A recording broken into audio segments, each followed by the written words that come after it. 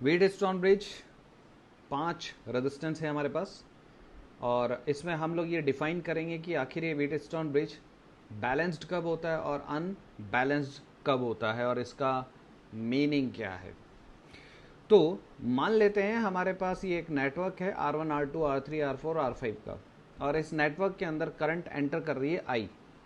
ये I जब पहुंचेगी इस जंक्शन पे तो यहाँ से दो हिस्सों में बंटने वाली है। मान लेते हैं ऊपर का हिस्सा है करंट I1 का, बची हुई करंट इस हिस्से से गई I माइनस I1। जब I1 A पर पहुंची तो फिर इसको दो पार्ट्स में डिवाइड होना पड़ेगा। एक मान लेते हैं I2 है, बची हुई हो गई I1 माइनस I2।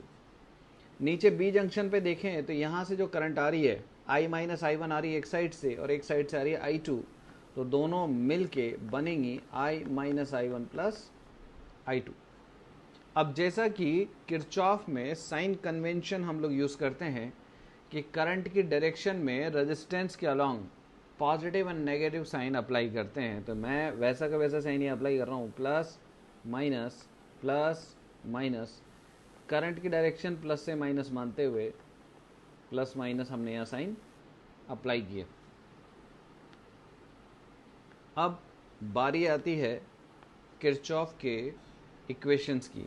मैं थोड़ी देर के लिए यहाँ के पॉइंट को M और यहाँ के पॉइंट को N बोल रहा हूँ। तो सबसे पहले मैं इक्वेशन लगा रहा हूँ फर्स्ट लूप में। फर्स्ट लूप का मतलब है ये वाला लूप और सेकंड लूप है ये। तो फर्स्ट लूप में इक्वेशन अगर अपन लगाएं और M से स्टार्ट करके A B और वापस M तक पहुँचें तो देखो इक्वेशन क्या बनती है, minus I1 R1 minus I2 R5 plus I minus I1 into R2 which is 0। ये हमारी इक्वेशन नंबर 1। इक्वेशन नंबर 2 मैं सेकंड लूप ले रहा हूँ और सेकंड लूप में मैं स्टार्ट कर रहा हूँ A पॉइंट से, A से N, N से B और B से वापस A। तो सेकंड इक्वेशन लिखते हैं minus I1 minus I2 times of R3 plus I minus I1 plus I2 times of R4 plus I2 R5 is equals to 0। अब इन दो इक्वेशंस को मैं अगर थोड़ा सिंप्लीफाई करूं ऑन सॉल्विंग 1 एंड 2 तो हम ये देखेंगे, मैं इसको पहले ही सॉल्व कर चुका हूं तो मैं बता देता हूं कि यहाँ पर इन दोनों इक्वेशंस की मदद से हम लोग निकालते हैं I2 is equals to I times of R2 R3 minus R4 R1 divide by R1 R5 plus R2 R5 plus R3 R5 plus R4 R5 plus R1 R3 plus R2 R4 plus R1 R4 plus R3 R2। एक लंबा चौड़ा expression यहाँ से आता है। अब जो I2 हमने डायग्राम में कंसिडर की हुई है वो देखो उसका डायरेक्शन क्या माना हुआ हमने माना हुआ है A से B तक। अब अगर वास्तव में करंट A से B फ्लो कर रही होगी तो वो तभी पॉसिबल है जब A का पोटेंशियल B से ज़्यादा हो, और जो करंट है जो हमने अज्यूम की है A से B की ओर, तो वो पॉजिटिव आना चाहिए। तो देखते हैं यहाँ से, अगर आपकी I करंट फिक्स है, I का डायरेक्शन फिक्स है, तो इस पे कोई चेंज नहीं होगा। डिनोमिनेटर इतना बड़ा नंबर्स का कॉम्बिनेशन है, सारे रेजिस्टेंसेस पॉजिटिव हैं, तो इनका सम कभी नेगेटिव हो ही नहीं सकता। तो अब यहाँ पे I2 जो होगा वो ग्रेटर देन 0 होगा, यानी कि पॉजिटिव होगा। पॉजिटिव का मतलब जो हमने माना है वही होगा, और वो होगा इसका मतलब क्या होगा, VA ग्रेटर देन VB, यानी कि A हाई पोटेंशियल होगा और B लो पोटेंशियल होगा। ठीक है, ऐसा कब होगा, तो साफ पता चल रहा है ऐसा कब होगा जब ये वाली टर्म खुद क्या हो जाए, पॉजिटिव हो जाए।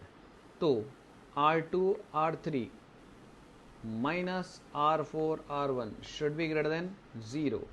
तो यहाँ से हमारे पास जो सिचुएशन आती है वो आती है R2 R3 greater than R4 R1, यानी कि R1 upon R2 less than R3 upon R4। अब वास्तव में अगर ऐसा है कि R1 upon R2 less than R3 upon R4 है, तो फिर करंट का डायरेक्शन अप टू डाउन होने वाला है, जबकि मैं पहले ही मान चुका हूं कि I इज फिक्स्ड।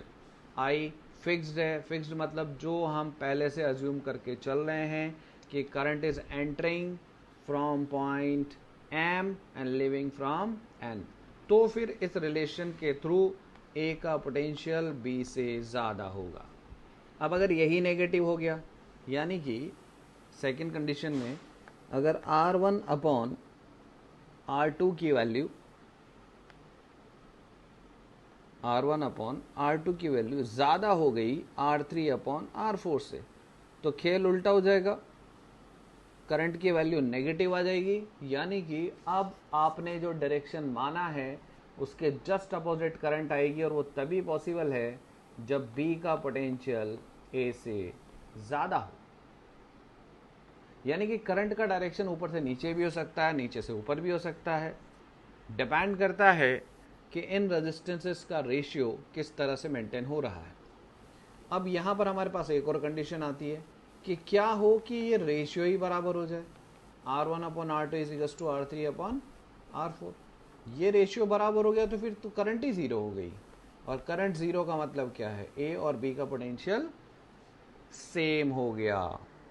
तो ऐसे केसेस में जहां इन दोनों रेजिस्टेंसेस के R1 और R2 के रेशियो उन दोनों रेजिस्टेंसेस R3 और R4 के बराबर हो जाएं, तो उसी सिचुएशन को बोलते हैं बैलेंस्ड व्हीट स्टोन ब्रिज। और अगर ये बराबर नहीं है तो इसे बोलते हैं हम लोग अनबैलेंस्ड। अब अनबैलेंस में क्या होगा, या तो R1 अपॉन R2 ज़्यादा होगा या R1 अपॉन R2 कम होगा। खैर जो भी हो उसे हम क्या बोल देंगे, अनबैलेंस्ड व्हीट स्टोन ब्रिज। तो दो तरह की सिचुएशन तो हुई हमारी, जब करंट फ्लो कर रहा हो और जब करंट फ्लो नहीं कर रहा हो। जब नहीं कर रहा हो तो उसे अनबैलेंस्ड कहते हैं, जब कर रहा हो उसे बैलेंस्ड व्हीट स्टोन ब्रिज कहते हैं।